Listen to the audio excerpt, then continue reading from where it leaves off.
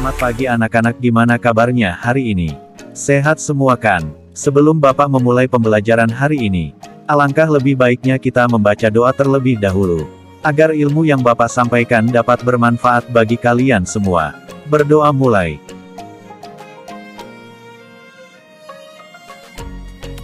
Berdoa selesai. Pertama-tama perkenalkan, nama Bapak adalah Sukirman. Salam kenal semuanya. Sebelum memulai pembelajaran, jangan lupa absen terlebih dahulu ya. Absennya di grup WhatsApp. Awas jangan sampai kelupaan. Kita pemanasan terlebih dahulu sebelum memulai pelajaran. Ayo goyangkan badannya biar tidak ngantuk. Seperti ini ya anak-anak.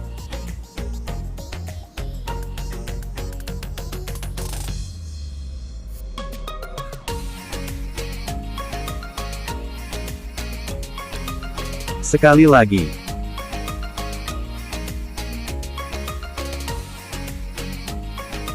Sudah selesai. Kali ini materi kita hari ini adalah pelaku ekonomi. Materi ini akan disampaikan oleh Bapak Taufik.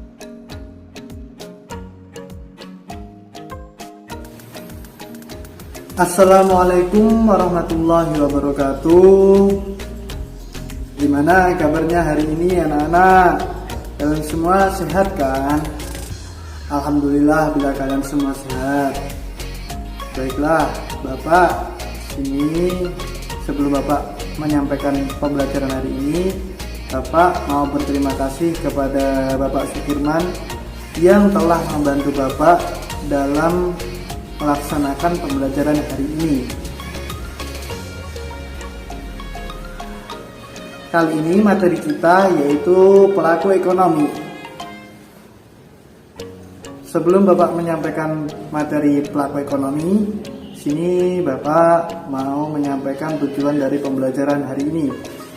Yang pertama, tujuan pembelajaran yang pertama yaitu agar kalian itu tahu pengertian dari pelaku ekonomi. Yang kedua, agar kalian itu tahu jenis-jenis pelaku ekonomi. Dan yang ketiga, agar kalian itu tahu tentang peranan dari pelaku ekonomi. Pengertian pelaku ekonomi. Pelaku ekonomi adalah siapa saja orang, baik itu individu, kelompok, atau lembaga yang melakukan kegiatan ekonomi yang ada di sekitar kita ya. Kegiatan ekonomi itu apa saja? Yang pertama ada kegiatan produksi, yang kedua ada kegiatan distribusi, dan yang ketiga ada kegiatan konsumsi. Dalam setiap kegiatan tersebut itu memiliki pelakunya masing-masing yang tidak bisa dipisahkan satu dengan yang lainnya, alias sulit untuk dipisahkan.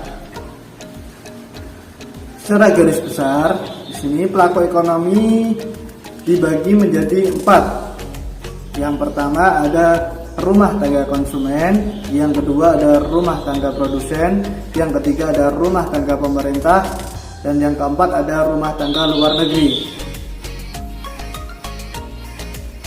Langsung saja kita menuju pembahasan yang pertama, yaitu tentang rumah tangga konsumen. Pengertian dari rumah tangga konsumen. Rumah tangga konsumen atau juga bisa kita sebut RTK bisa diartikan sebagai sekelompok orang yang memakai barang atau jasa untuk memenuhi kebutuhan hidupnya, atau juga bisa diartikan keberlangsungan hidup dari rumah tangga produsen itu tergantung dari minat beli dari rumah tangga konsumen. Nah, di sini peranan dari rumah tangga konsumen yaitu yang pertama ada sebagai pemakai barang atau jasa yang dihasilkan oleh rumah tangga produsen. Yang kedua yaitu sebagai penyedia faktor-faktor produksi. Faktor-faktor produksi itu apa saja? Meliputi dari SDA. SDA itu ada tanah, gedung, dan sumber daya alam yang lainnya. Yang kedua ada SDM, sumber daya manusia. Sini ada pegawai, orang, atau juga yang lainnya. Peranan yang ketiga yaitu dapat mempengaruhi kebijakan pemerintah untuk melindungi konsumen. Peranan yang keempat yaitu memperlancar peredaran barang atau jasa. Yang kelima yaitu dapat meningkatkan harga faktor-faktor produksi. Artinya itu dapat meningkatkan harga sewa, harga upah, harga bunga, dan juga laba. Pembahasan kita yang kedua yaitu mengenai rumah tangga produsen. Rumah tangga produsen memiliki peranan penting di masyarakat karena ia berperan sebagai pelaku ekonomi yang menyediakan barang atau jasa bagi rumah tangga konsumen. Nah, di sini di dalam Indonesia rumah tangga produsen itu terbagi menjadi beberapa kelompok. Yang pertama ada badan usaha milik negara atau BUMN, yang kedua ada badan usaha milik swasta atau BUMS, dan yang ketiga ada koperasi. Sini peranan dari rumah tangga produsen. Peranan yang pertama yaitu sebagai penghasil barang atau jasa untuk memenuhi kebutuhan hidup dari rumah tangga konsumen. Yang kedua yaitu sebagai pemakai atau pengguna faktor-faktor produksi yang dimiliki oleh rumah tangga konsumen. Dan yang ketiga yaitu dapat mempengaruhi kebijakan pemerintah dalam rangka meningkatkan produksi. Yang keempat, memperlancar peredaran barang atau jasa yang dibutuhkan konsumen. Dan yang kelima yaitu dapat meningkatkan produksi domestik atau produksi domestik bruto, atau kita sebut atau bisa disingkat PDB, sehingga akan meningkatkan kemakmuran warga negaranya. Nah, selanjutnya pembahasan kita yang ketiga yaitu ada rumah tangga pemerintah. Salah satu pelaku ekonomi yang sangat penting peranannya adalah pemerintahan. Kenapa seperti itu? Dikarenakan perekonomian yang berlangsung di Indonesia itu harus terkendali dengan berbagai kebijakan-kebijakan yang menguntungkan, baik itu untuk produsen, yang baik untuk konsumen maupun distributor. Nah, di sini peran utama pemerintah sebagai pelaku ekonomi adalah mengendalikan perekonomian dengan berbagai kebijakan-kebijakan ekonomi untuk kemakmuran warga negaranya. Nah, dengan begitu, kegiatan ekonomi yang dilakukan pemerintah antara lain yang pertama menarik pajak langsung dan pajak tidak langsung. Nah, pajak langsung itu apa? Pajak langsung adalah pajak yang ditarik oleh pemerintah kepada wajib pajak itu secara langsung atau tidak bisa diwakilkan. Nah, di sini contohnya ada pajak berkendaraan bermotor. Yang kedua ada pajak bumi dan bangunan. Yang ketiga ada pajak penghasilan. Nah, sedangkan pajak tidak langsung adalah pajak yang ditarik langsung oleh pemerintah itu kepada instansi atau lembaga. Jadi tidak kepada perorangan ya. Contohnya di sini ada pajak ekspor impor suatu barang, itu pasti ada pajaknya. Nah, sini peranan yang kedua ya anak-anak. Peranan yang kedua membelanjakan penerimaan negara untuk membeli barang kebutuhan negara. Yang ketiga, meminjam uang dari luar negeri. Dan yang keempat, pertukaran tenaga kerja. Dan yang kelima yaitu menyediakan kebutuhan uang kartal bagi seluruh rakyat Indonesia. Nah, pembahasan kita yang terakhir yaitu ada rumah tangga luar negeri. Suatu negara itu pasti tidak dapat memenuhi kebutuhan negaranya. Maka dari situlah negara tersebut membutuhkan bantuan dari negara lain untuk mencukupi kebutuhannya. Pada kondisi inilah negara lain berperan bagi perekonomian yang ada di Indonesia. Adapun peran dari rumah tangga luar negeri itu meliputi yang pertama ada peranan dari konsumen, yang kedua ada produsen, yang ketiga ada investor, dan yang keempat ada pertukaran tenaga kerja hingga pemberi pinjaman dari luar negeri.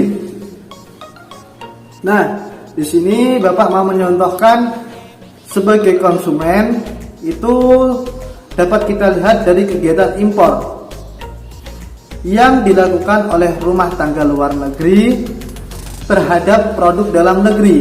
Sebagai produsen itu dapat kita lihat dari kegiatan ekspor.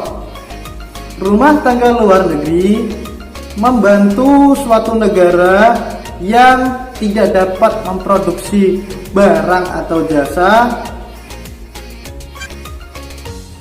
Nah, dari kegiatan ekspor dan impor tersebut, pemerintah dapat memperoleh devisa. Devisa itu apa, anak-anak? Devisa merupakan salah satu sumber pendapatan dari negara.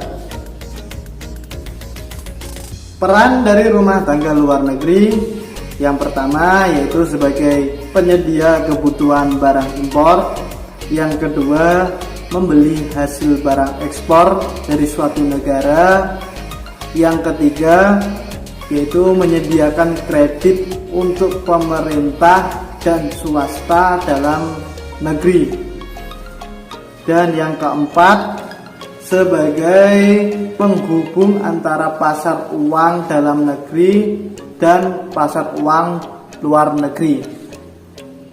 Nah, kesimpulan pembelajaran hari ini yaitu pelaku ekonomi adalah siapa saja orang, kelompok, atau lembaga yang melakukan kegiatan ekonomi yang ada di sekitar kita. Nah, jenis dan peran pelaku ekonomi. Nah, tadi Bapak sudah menjelaskan jenis pelaku ekonomi itu ada 4. Yang pertama ada rumah tangga konsumen, yang kedua ada rumah tangga produsen, yang ketiga ada rumah tangga pemerintah, dan yang keempat ada rumah tangga luar negeri. Nah, sebelum Bapak mengakhiri pembelajaran hari ini, Bapak ingin kalian itu tugas kalian di rumah yaitu buatlah kelompok dan tugasnya berikan contoh rumah tangga produsen. Nah, tadi kan ada kelompok rumah tangga produsen itu ada BUMN, BUMS, dan koperasi. Nah, itu berikan kelompok pertama memberikan contoh dari badan usaha milik negara atau BUMN, dan kelompok kedua memberikan contoh dari BUMS, dan kelompok yang terakhir memberikan contoh dari koperasi. Nah, sebelum Bapak mengakhiri pembelajaran hari ini Bapak mau memberikan motivasi kepada kalian semua. Motivasi ini berasal dari hadis ya, yang berbunyi, barang siapa yang menginginkan dunia, maka itu harus menggunakan ilmu. Barang siapa yang menginginkan akhirat, maka itu harus dengan ilmu. Barang siapa yang menginginkan keduanya, maka itu harus dengan ilmu. Nah, dari sinilah ilmu itu sangat bermanfaat ya. Sangat bermanfaat untuk kehidupan dunia maupun di akhirat.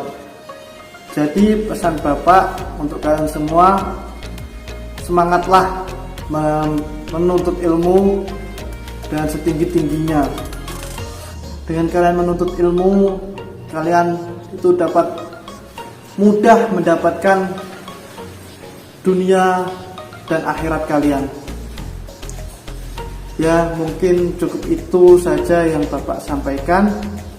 Bila Bapak banyak kurangnya, banyak salahnya, ya mohon maaf sebesar-besarnya. Sekian yang dapat Bapak sampaikan. Kurang lebihnya mohon maaf. Akhirul kalam. Allahumma muwaffiq ila aqwamit thoriq. Wassalamualaikum warahmatullahi wabarakatuh.